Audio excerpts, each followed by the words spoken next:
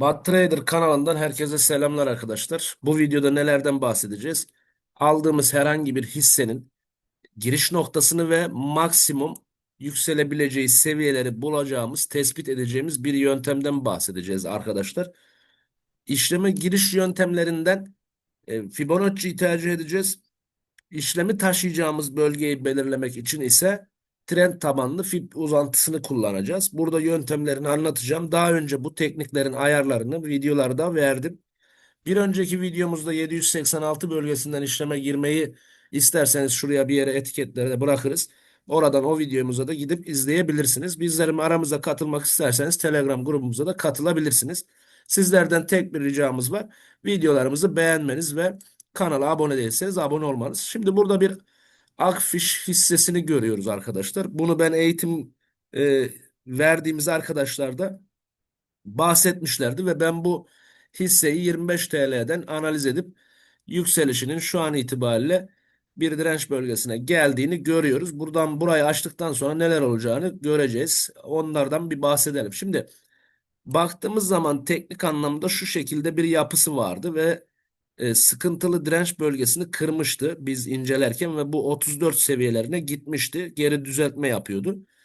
Bu işlemi alış noktasını nasıl verdik? Önce ondan bahsedelim. Tekniğimiz nedir? Bir yükselişin düzeltme hareketini ölçerken Fibonacci özel ayarlarını kullandığımız Fibonacci'yi dip noktasından tepe noktasına çekip 786 ve 707 bölgesinden işlemi almayı tavsiye ediyoruz. Tekniklerimizden birisi bu. Bir önceki videoda da bununla alakalı Fibonacci ile alakalı kullanabileceğiniz direkt gösteren bu zaman dilimlerinde bu giriş noktalarını gösteren bir indikatör bahsetmiştim. Şimdi biz bu hisseyi bu fiyatlardan yani 25 TL'lerden alınması gerektiğini söylemiştik. Peki giriş noktamızı belirledik. İşleme girdik. Nereye kadar tutacağız? İki analiz bahsedeceğim arkadaşlar. Birincisi öncelikle bir hareketlenme, bakın bir düşüşten sonra bir yükseliş ivmesi yakalıyor. Daha sonra tekrar bir düzeltme yapıyor ve bu bölgeleri kırıyor. Bunun için önce trend tabanlıyı şu dip bölgesinden ve bu düzeltmeye gelen kısma çekip düzeltmeden sonra son yükselişe sebep olan dibe attığımızda trend tabanlıyı şöyle bir ifadeden bahsedebiliyoruz burada. Tam fitillerinden çalıştırın. Fiyatın 25 TL yani 25,58 kuruş üzerinde fiyatlanması olumludur ve 1,13 bölgesi ilk hedefi olur. Şimdi ilk hareketlenme dalgasının yaşandığı yerden bir analiz yapıyoruz. Yani fiyat aslında 25,58 üzerinde devam ettiği sürece pozitiftir ve olumludur. İşlemi zaten 25 TL'lerden düzeltmesinde girmiş ve işlemi takip ediyorduk. İlk öncelikle 1,13 bölgesi bizim için direnç olacaktır. Bu bölge eğer sağlam aşılır ise 2,272 hedefine ulaşması beklenir. Yani fiyatın şu an itibariyle 40 TL'lere kadar bir yükselmesi söz konusu. Artık burada yapmış düzeltmesini 618 bölgesi aynı zamanda ve işleme girdiğimiz yer çok da sağlıklı bir bölge. Buradan 1,13 bölgesini sağlam kırmış geçmiş. Vites hareketi de var burada, bakın gördüğünüz gibi şu bölgede. Buraya bakın geliyor takılıyor, bir aşağı hareket tekrar kırıyor. Şimdi önümüzdeki hedef 40 TL. Peki hocam burada e, gidebileceği noktalardan bir tanesinin 40 TL olduğunu söyledi. Şimdi fiyatlanmamızın bir başka analizini daha yapalım. Bu bölgeyi gördünüz. Önemli yerlere işaretlemiştim. Şu an iki tane bölgesi aşılmış ve diğer hedefimiz gelmek üzere. Şimdi bunları silelim. Tekrar bir hareketlenmeyi ve yükselişi başka bir yerden ölçeceğiz. Şimdi arkadaşlar burada bir dalgalanma hareketi var. Bakın market yapısının kırıldığı bir mum var burada.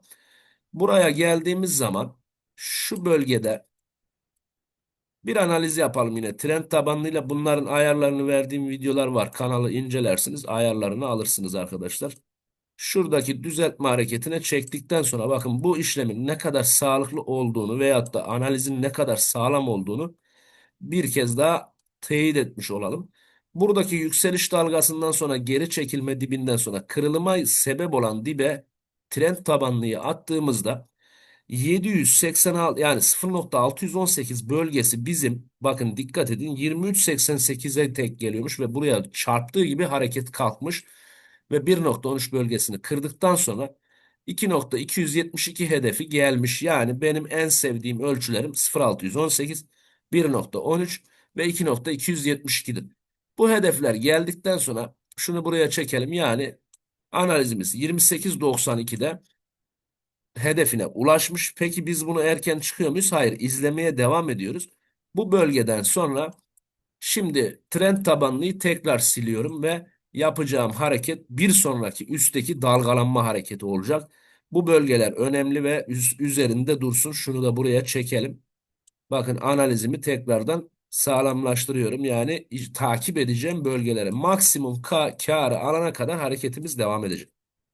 Peki burada trend tabanını çizmek istersem bir önceki hedefini getiren dalganın dibinden tepesine, buradan düzeltme yediği kısmın dibine fitil fitil çalışın. Çektikten sonra yeni dalgalanma ve yeni takip edeceğim bölge benim için şu an 33 TL'lerin altına inmediği sürece hedefimiz önce 1,13 seviyesi, yani 40 TL, yine dediğim gibi 40 TL'yi de aştıktan sonra kırılımıyla beraber şu an ilk önümüzdeki gündemdeki fiyat seviyesi 57,60 olacaktır.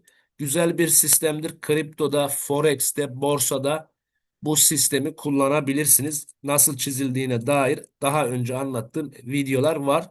Telegram grubunda da isterseniz aramıza katılabilirsiniz. Orada da zaman zaman bu analizleri paylaşıyoruz. Hisselere yatırım yapmak isteyen, Forex'te işlem almak isteyen, kriptoda kaldıraçlı işlemler yapan arkadaşları aramıza bekleriz. Videolarımızı başarılı buluyorsanız beğenmeyi ve kanala abone olmayı lütfen unutmayın. Emeğimizin karşılığı olarak bir like ve bir yorumu esirgemeyin değerli arkadaşlar. Başka videolarda görüşmek üzere. Hoşça kalın. Tekrar telaffuz ediyorum. Akfiş'i 23-25 civarlarından işlemi aldıktan sonra önce 28, 28'den sonra 33-34 bölgeleri, daha sonra da 40 TL ve 57-60 bölgeleri görünüyor. İlk direnç burada 40 TL olacaktır.